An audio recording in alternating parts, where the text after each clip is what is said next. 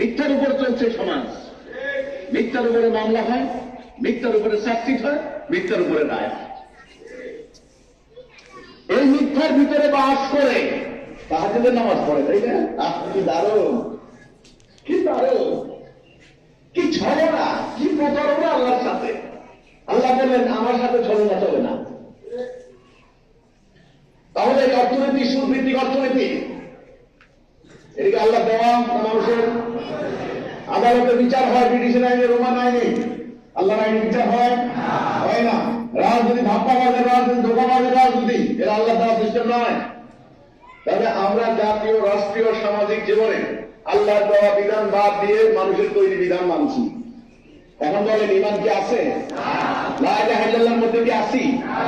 আমরা পুরো মানব জাতি কি ডান দিকে নাকি এখন বাম দিকে? বাম দিকে। এটা ফাইনাল করে দিচ্ছি, না বুঝলে আমার কিছু করার নাই।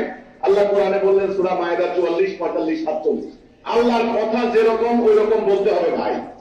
আপনার ঘরের মস্তক ফাঁকা না থাক, আপনি না বলতে পারলে বলবেন না, কিন্তু বললে আল্লাহর কথাকে টুইস্ট করা যাবে না।